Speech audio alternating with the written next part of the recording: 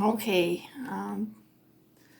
this is Michael. We're talking about algebra, page 149. This is the redo, so things are right side up. So let's see if I can get this set up for you. I think we can start working here. Page 149. Okay, let's try this. Okay, so on your graph, you're going to use straight edge just to draw your graph. If you don't have graph paper, that's fine. Okay? All right, so I'm on page 149, problem number 3. And they want me to find out, so problem number 3. Oh, first of all, this is your x-axis and this is your y-axis. This point right here is called the origin. That's because that's where we start whenever we're plotting a point. Okay, so if I were to plot the point 2, 3, the 2 is the x value. The x-axis is the horizontal axis. The y-axis is the vertical. This is your x number and this is your y number. You will walk the x number first and then up or down the y number.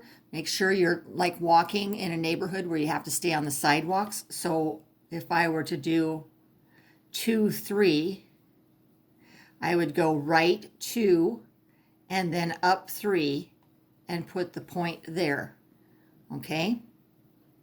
Now these quadrants, these 4 quarters of the graph are numbered with Roman numerals. Quad means 4. So this first quadrant is quadrant 1. The left one is quadrant 2. Underneath that is 3. And this one right here is quadrant 4. So this point right here would be in quadrant 1. This point right here would not be in any quadrant. It would be on the x-axis. This point down here would be in quadrant 3. Okay? Now notice I did not put a whole lot of marks on there, just the ones that I needed when I'm making my sketch. When we're back in class and everybody has graph paper, we're going to be a little more particular about using straight edge. You should make sure you're using a straight edge ruler or the edge of your book or something like that. So the first section is just asking you to write the coordinates of the point, like number 3. They're asking us for the coordinates of point A. To do that, you have to put parentheses and a comma. And if I look at point A from the origin, I have to go 3 to the right, and then I have to go down 2. And we're talking corners, not spaces. We're walking from the 0, 0 corner, right to 3 more corners and down 2. And these would be the coordinates for point A. Okay, number 5. We're asking for coordinates, so you have to have the parentheses and the comma. That's what tells that this is a point.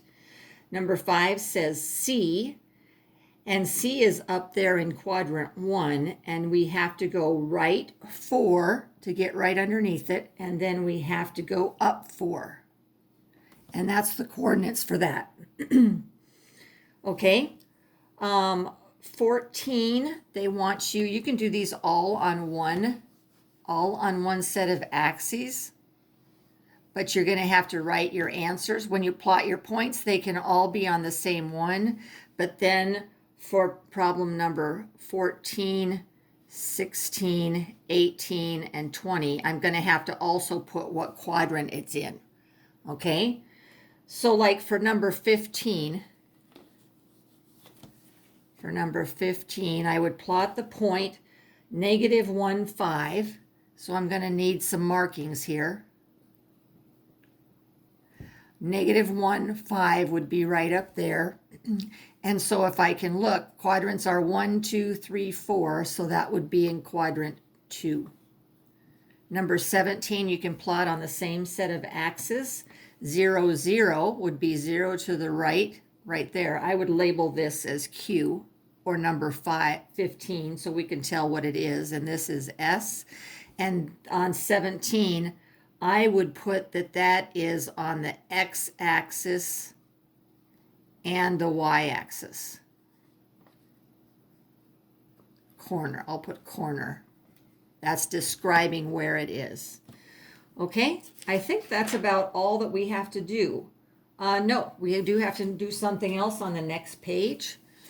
We have to graph an equation if they give me a certain domain. We've done a little bit of this before.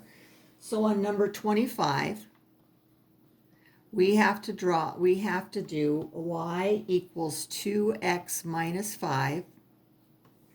And we have to do our domain, which is our x values, is -2, 1, 0, 1, and 2. I think you can all see that. Okay, so I'm plugging in -2. So -2 times 2 is -4, minus 5 is -9. If you remember to do this, that would be helpful. Change your minus to a plus negative. If x is 1, 2 times 1 is 1, plus -5 is -4. 0, 2 times 0 is 0, plus -5 is -5. Did I do that wrong? -2, -4, -9, 1. Okay. This is supposed to be a -1. That's what I got that wrong. Copied that down wrong. Let me just check that. Yes. So -1 times 2 is -2, plus -5 is -7. You can see because my pattern was not going the same way, so I was curious as to where I'd made a mistake. Okay, 2 times 1 is 2, minus 5 is -3, and of course this would be -1 because we follow the pattern. And that's all they're asking you to do. Oh, except for identify the range. So make sure you do it separately. Don't just point to this column. So my range is -9, -7, -5, -3, and -1. So this would be my answer. We have to graph our points. Boy, we had a lot more to do on that one. So I'm going to move this down here for a second so you can see my graph. So I'm going to graph my points that I have right here. This is my first point, -2, -9. I have to go all the way to -9 on this. So I'm going to move that up. 1, 2, 3, 1, 2, 3, 1, 2, 3, 4, 5, 6, 7, 8, 9. Obviously, I had to extend my graph. So -2, -9 would be right down here. -1, -7. 0, -5, 1, -3, 2, -1. Now, because they gave me a domain of just those numbers, these are all my points,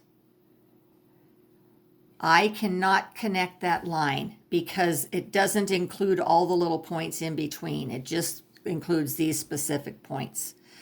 So what we do is we make a T-chart with the domain that they gave us. We write down what the range is, and we graph our points that we have it, and we do not connect them. Okay? All right, that should be this one. I hope this helps you guys. Bye-bye.